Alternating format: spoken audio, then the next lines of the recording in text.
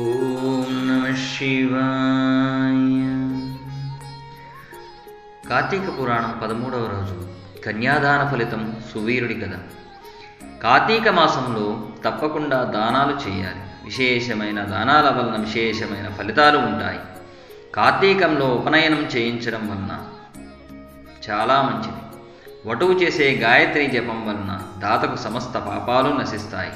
బావులు చెరువులు తవ్వించడం వలన ఎలాంటి పుణ్య ఫలితాలు కలుగుతాయో ఒక బ్రాహ్మణుడు బాలుడికి ఉపనయనం చేయించడం వలన అంతటి ఫలితం కలుగుతుంది.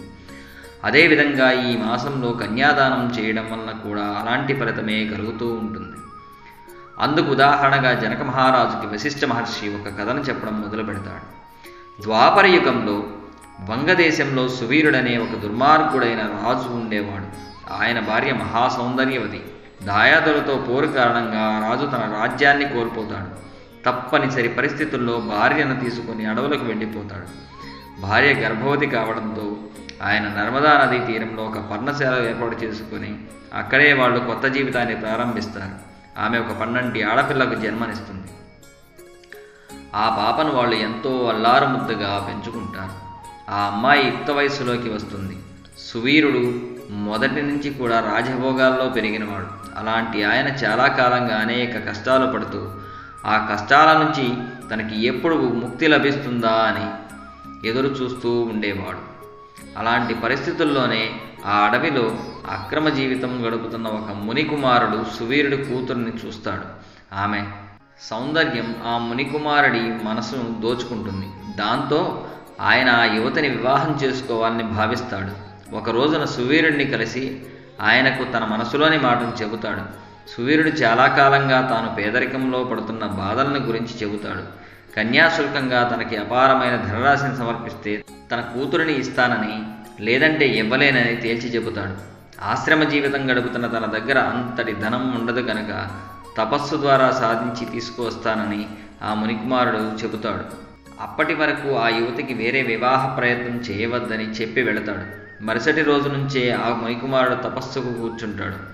సువీరుడి కూతురుని వివాహం చేసుకోవాలనే పట్టుదలతో ఆ మునికుమారుడు కఠోర తపస్సు చేస్తాడు. తన తపస్సుతో అపారమైన ధనరాశిని సంపాదిస్తాడు. ఆ ధనరాశిని తీసుకొచ్చి సువీరుడికి కన్యాశుల్కంగా అందజేస్తాడు. దాంతో సువీరుడు తన కూతురు ఆ మునికుమారుడికి ఇచ్చి వివాహం చేస్తాడు. అతనితో తన కూతురును అత్తవారింటికి పంపించి వేస్తాడు. కన్యాశుల్కంగా వచ్చిన సంపదతో సుఖభోగాలను అనుభవిస్తూ ఉంటాడు. ఇలా కొంతకాలం గడిచిపోయిన తరువాత మళ్ళీ సువీరుడి భార్య గర్భవతి అవుతుంది. ఆ విషయం తెలియగానే సువీరుడు మరింత ఆనందంలో పొంగిపోతాడు. ఈసారి అమ్మాయి పుడితే మరింత ఎక్కువ కన్యాశుల్కం తీసుకోవాలని సంతోషపడిపోతాడు. రాణి సౌందర్యవతి కావడం వలన ఈసారి కూడా ఆ దంపతులకు అందమైన ఆడపిల్ల పుడుతుంది. బాగా సంపన్నులైన వారికి అమ్మాయిని ఇచ్చి కన్యాశుల్కం పెద్ద మొత్తంలో తీసుకోవాలని సువీరుడు అనుకుంటాడు. అలా ఆ అమ్మాయి ఎదుగుతూ ఉండగా ఒక రోజున ఆ పర్ణశాలకి ఒక యతీశ్వరుడు వస్తాడు. సువీరుడు తన కుటుంబంతో కలిసి అక్కడ నివసించడానికి కారణం ఏమిటని అడుగుతాడు. అప్పుడు సువీరుడు తన గురించిన విషయాలను ఆ యతీశ్వరుడితో చెబుతాడు. తమ పెద్ద కూతురికి కన్యాశుల్కం తీసుకొని మరీ పెళ్లి చేశానని అంటాడు. ఆ విషయాన్ని సువీరుడు గొప్పగా చెప్పడం పట్ల ఆ యతీశ్వరుడు అసహనాన్ని వ్యక్తం చేస్తాడు. ఆడపిల్లకి కన్యాదానం చేసి పెళ్లి చేయాలి కానీ కన్యాశుల్కం తీసుకొని పెళ్లి జరిపించకూడదని చెబుతాడు. ఆ విధంగా చేయడం వలన ఆయన నరకలోకంలో అనేక బాధలను అనుభవించవలసి వస్తుందని అంటాడు.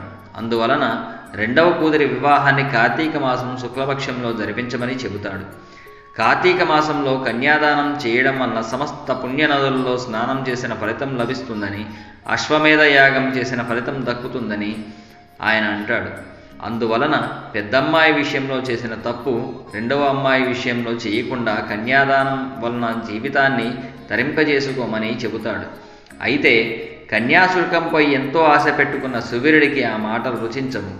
తాను సుఖపడడానికి అవసరమయ్యే కన్యాశుల్కం రాకుండా చేసే ధర్మంతో పుణ్యంతో దేనికి పనిలేదని చెబుతాడు. ఉన్నాయో లేవో తెలియని ఉత్తమ గతుల కంటే శరీరానికి అవసరమైన సుఖాలను అందించడమే మంచిదనే అభిప్రాయాన్ని వ్యక్తం చేస్తాడు. ఎంతగా చెప్పినా ఆయన వినిపించుకోకపోవడంతో ఆ యతీశ్వరుడు అక్కడి నుంచి వెళ్ళిపోతాడు. సువీరుడు తన రెండవ కూతురికి కూడా కన్యాశుల్కం తీసుకుని అత్తవారింటికి పంపించాలని కన్న కలలు నెరవేరవు. ఎందుకంటే ఆయన అనూహ్యంగా తరుముకు వచ్చిన మృత్యుకు దొరికిపోతాడు. యమభటులు తనను నరకలోకానికి తీసుకొని పోతారు. కన్య విక్రయం అనే పాపానికి ఆయనకి అక్కడ శిక్షలు విధిస్తారు. అంతేకాదు, స్వర్గంలో అనేక భోగాలను అనుభవిస్తూ ఉన్న సువీరుడి పూర్వీకుడైన శృతకీర్తిని కూడా యమభటులు నరకానికి తీసుకువస్తారు. తనని ఎందుకు నరకానికి తీసుకువస్తున్నది శృతకీర్తికి అర్థం కాక అయోమయానికి లోనవుతాడు. ఆయన యమధర్మరాజు ముందు నిలబడతారు. తాను చేసిన పుణ్యకారాలను గురించి ఆయన యమధర్మరాజుకు వివరిస్తాడు. పుణ్య విశేషాల కారణంగా స్వర్గానికి వెళ్ళిన తనని నరకానికి ఎందుకు తీసుకువచ్చారని అడుగుతాడు. ఆయన వంశంలోని చివరివాడైన సువీరుడు కూతుర్ని విక్రయించాడు. ఆ పాపం వల్లనే ఆయన నరకానికి వచ్చేశాడు. ఆయన చేసిన ఆ పాపం వల్లనే పూర్వీకులైన మీరంతా నరకంలో పడవలసి వచ్చిందని యముడు చెబుతాడు. అయితే ఇక తనకి యమబాధల నుంచి విముక్తి లేదా, ఇక్కడ ఉండవలసిందేనా అంటూ శృతకీర్తి ఆవేదన వ్యక్తం చేస్తాడు. సువీరుడికి రెండవ కూతురు ఉంది. ఆమెకి ఇంకా పెళ్లి కాలేదు. ఆ ప్రయత్నాల్లోనే తల్లి ఉంది.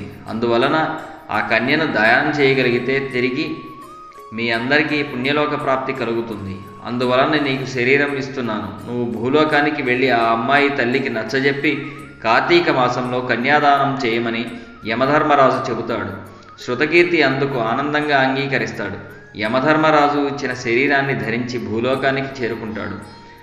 అడవిలో పర్ణశాలలో ఉంటున్న సువీరుడి భార్యను కలుసుకుంటాడు.